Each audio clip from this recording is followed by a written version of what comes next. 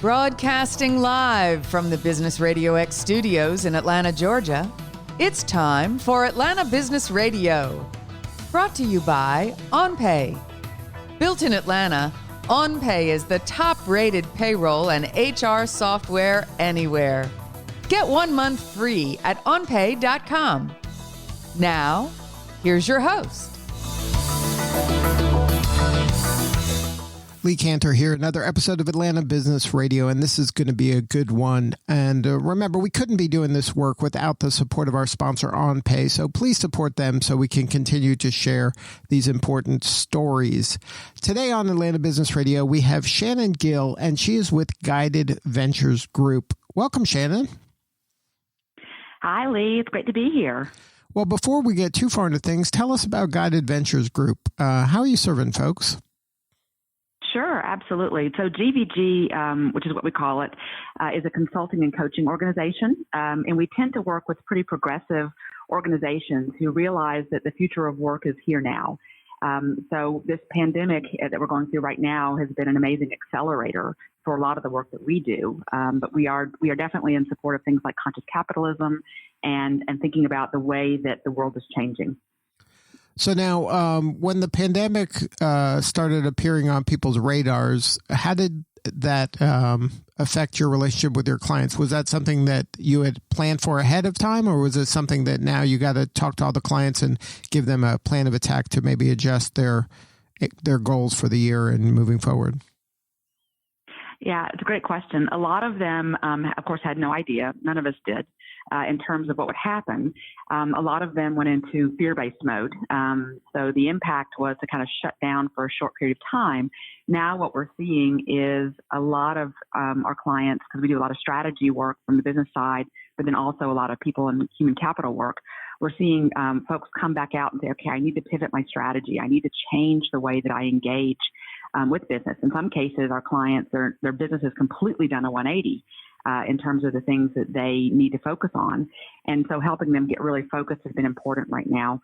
And at the same time, helping leaders, with everybody going remote, folks going back into their homes in a lot of cases from lockdown, helping leaders to say, okay, how do we manage this from afar? How do we help our people who are going through these major change cycles, and even in some cases a grief cycle, with what's happening in the world, where every aspect of their life is changing for all of us, including our work and our personal lives.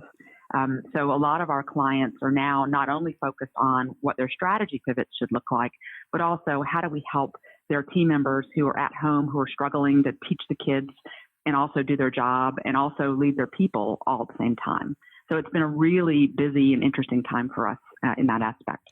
When you're working kind of in this field and you're providing counsel and leadership and consulting like this, how do you help your leaders project that strength to lead their team when there are so many unknowns and then they can't be for sure that how this is going to play out at the other end of that? So they have to be somewhat vulnerable and realistic, but they still can't say, this is a lost cause. We don't know what we're doing, but they have to keep going forward. So how do you kind of thread that needle? Yeah, you're spot on. It is a balance, right? It's a fine line between being strong for your people because they're looking to you to have at least some kind of answers, but also exactly what you're saying, which is the vulnerability. One of the things that we're telling our leaders is to first check in with themselves, because if they're panicking, if they're in a place of extreme grief, or if they're in a place of denial or shock or anger or any of the things that we go through in the change cycle, it's going to be harder for them to engage with their folks. So first thing they have to do is say, okay, where am I? Let me be compassionate and okay with where I am. And let me share that with my people. And they need to know that, yes, I am human too. And yes, I have got the kids and the pets in the background, driving me nuts or trying to deal with it. I'm dealing with all of this at the same time. So there's a big element of vulnerability, but then you also have to step in and say, and here's what we are going to do. This is what we can control. This is what we can't control. So helping people with bringing more control into the parts they can is really important. One of the examples of this would be when you have activities that the team is trying to do, especially when you have folks that are remote and at home. If you have things where you're trying to set up like social time so that the team can engage, whether that be lunch or happy hour or just time to understand personally what's happening with everybody. Let somebody else on the team drive that. Let somebody else on the team be responsible, something they can control. So you want to give as much, delegate as much as you possibly can, but then also be that pillar of strength and support behind the person, helping them to overcome barriers and to help them understand their own personal reactions to things that are going on. We're seeing a lot of stress cracks in terms of pressure from this. I actually have been working on a piece around the pandemic pressure cooker that's coming out soon.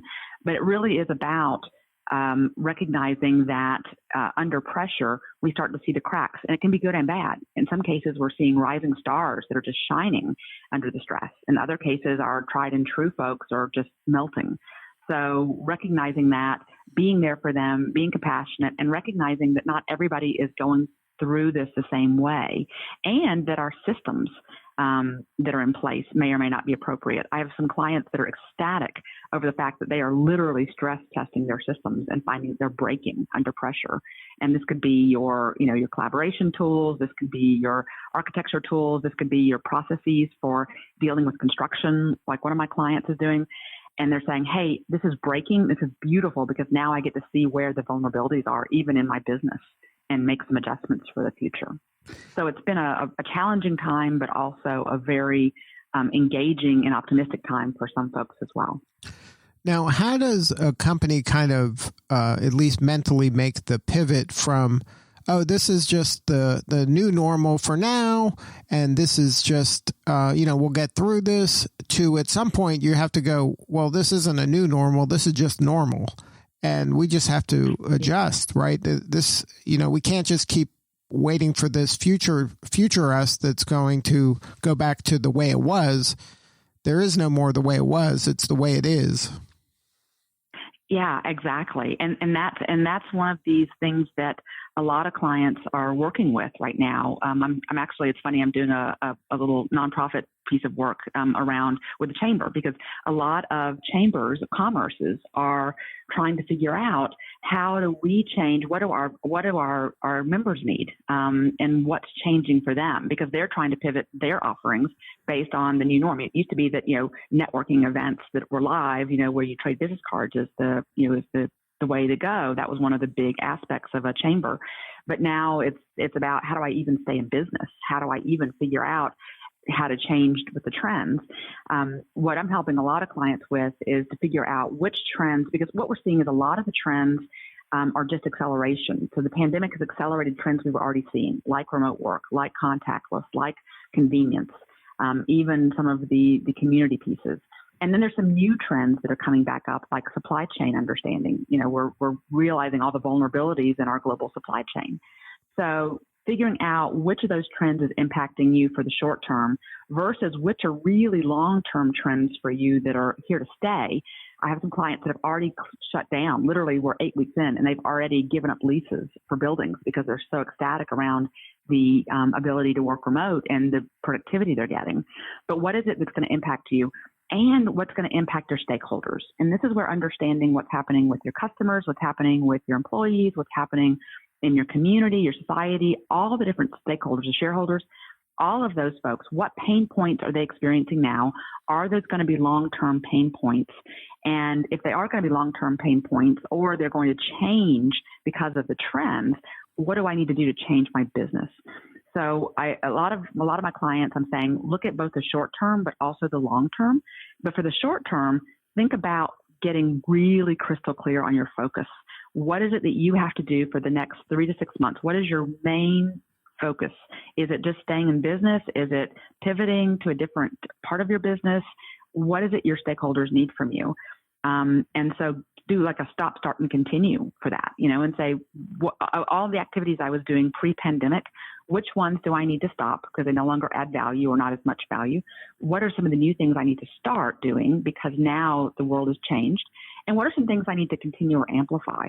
And so using that focus and that stop, start, and continue in the short term then helps you to get your arms around and control what's happening right now, but then also say, and how does this impact the long term? And where do I need to start building infrastructure and building my people my skills, because we're talking about new skills too.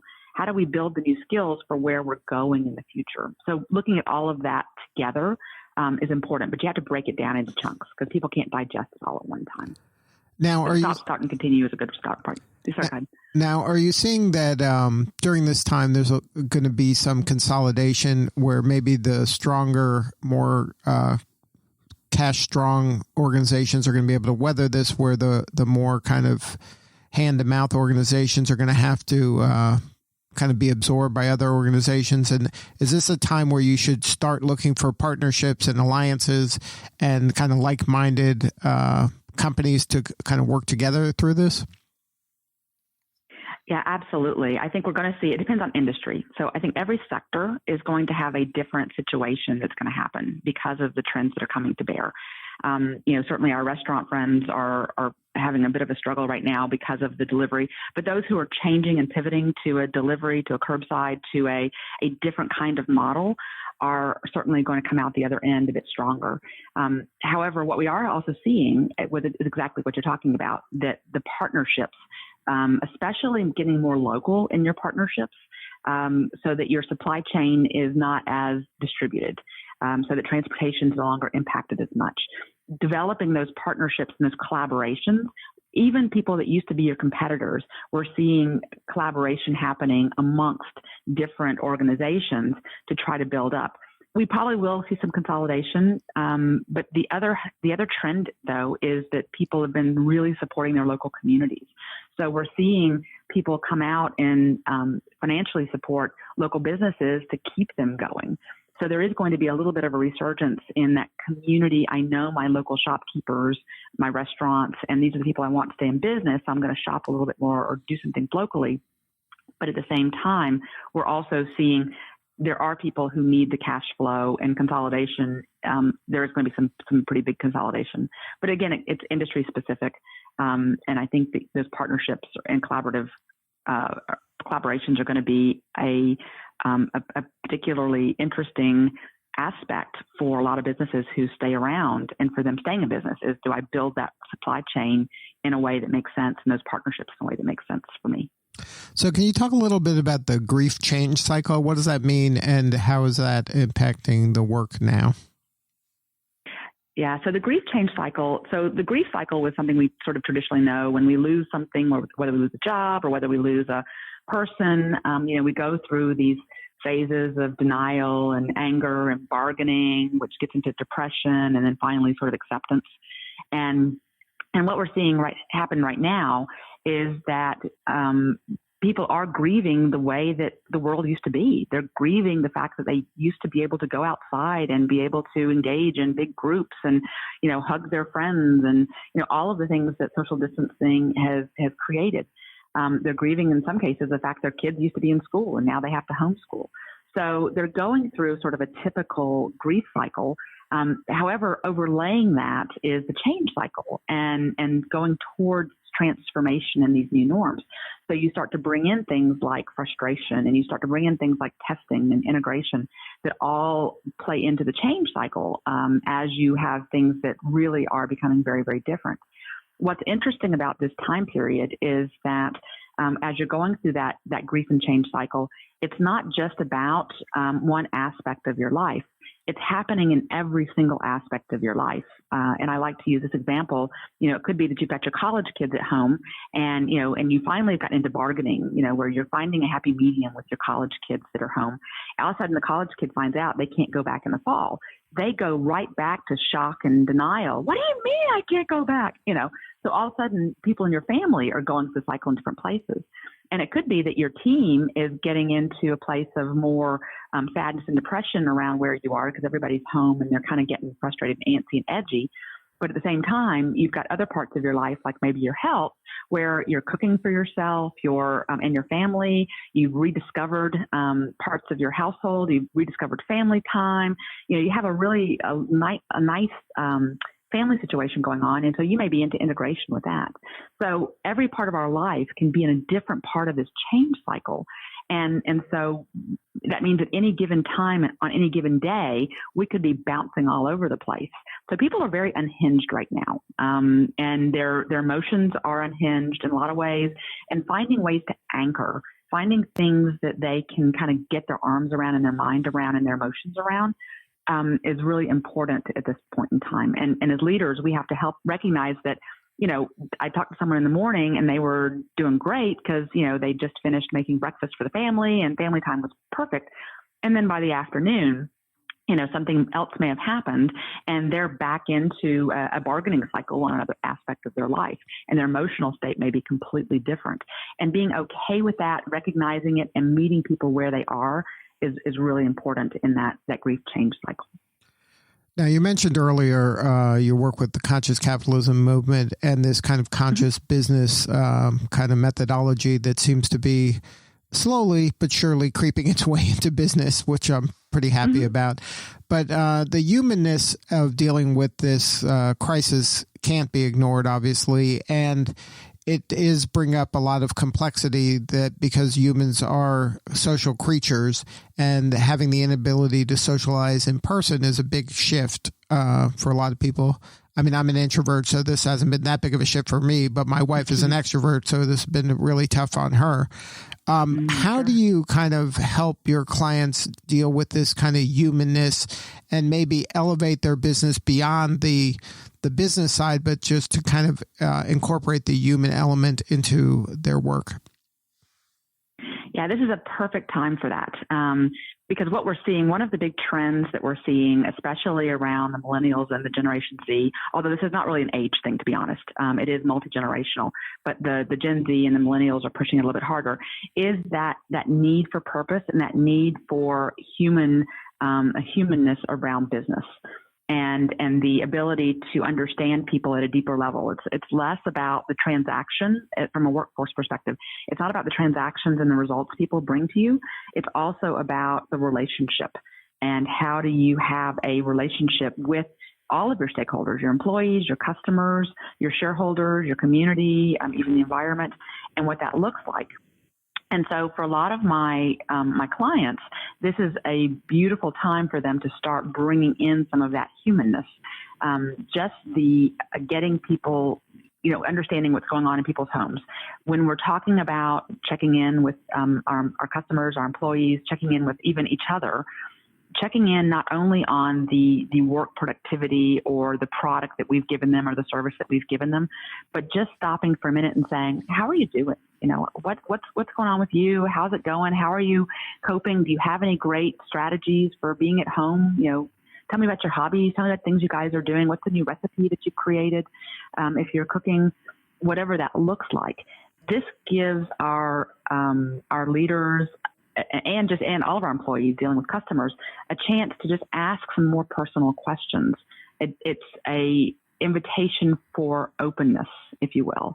And so feeding people those questions to ask, because a lot of times, especially those of us who have been in business for decades and decades, we have been taught, leave the emotions at the door, don't bring personal into the workplace.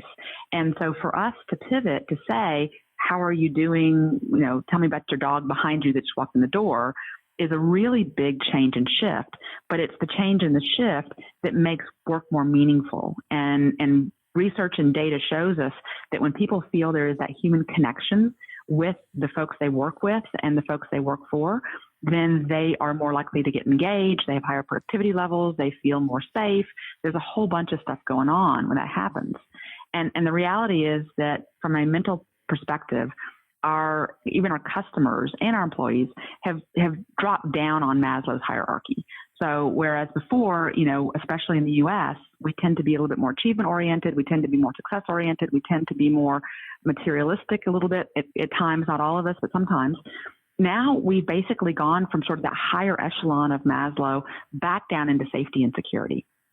So that human connection, that human tribe, that human ability is what's needed to make people just feel safe and secure again before we can ever work back up into the other areas of how we serve them. So those who are meeting people where they are, who are understanding the safety and security needs of folks, especially whether they're doing it in person when they come into their place of business and they've got PPE and they've got everything feeling very safe, especially their vulnerable populations, or their employees who are working at home and isolated. The people that are helping the psychological safety of all their stakeholders are going to be the winners in this over time, because they are the ones that are building trust in a very different level than just saying, hey, I've given you this product, I've given you this service, and, come back and see me when you're ready. Yeah, I think it's going to be harder to be in that kind of transactionally minded mindset. Now, if somebody wants to learn more about your firm, have a more substantive conversation, what is the website? It's GVGworld.com. So GVGworld.com is the website. You can also connect with us on LinkedIn, of course, and you can connect with us on Facebook as well. We're always happy to chat with people. I'm always happy to share what I'm learning and talk to folks.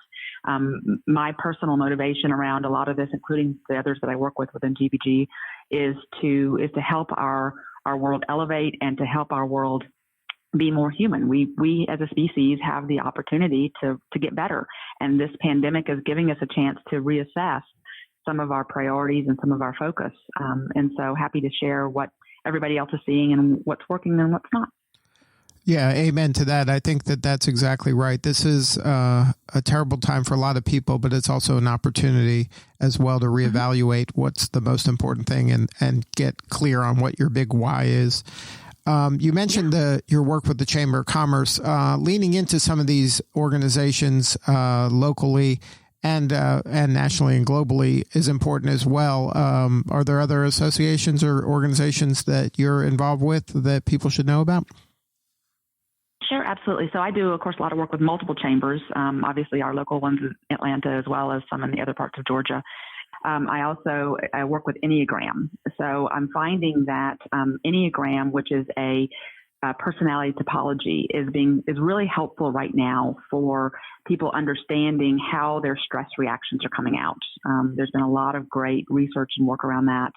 In addition to Berkman, I do a lot of work with Berkman method for personality, and we're seeing some of the same stress behaviors coming through that tool. Of course, the Chamber's Conscious Capitalism, both the Atlanta chapter, which is very strong. There's a great Atlanta chapter for Conscious Capitalism for those in this area. And then, of course, the national conference and the national organization have been very strong, and it's also a global organization. So those are some of the main ones that I spend a lot of time with and energy with these days. Well, Shannon, thank you so much for sharing your story. You're doing important work, and we appreciate you. Once again, the website is gvgworld.com. Thank you for being part of the show today. Thank you, Lee. I so enjoyed it. And thank you for what you guys are doing. This is great getting the word out. We appreciate it. All right. This is Lee Cantor. We will see you all next time on Atlanta Business Radio. And remember, we could not be doing this work without the help of our sponsor, OnPay. So please support them so we can continue to share these important stories. Today's episode of Atlanta Business Radio is brought to you by OnPay. Built in Atlanta, OnPay is the top-rated payroll and HR software anywhere. Get 1 month free at onpay.com.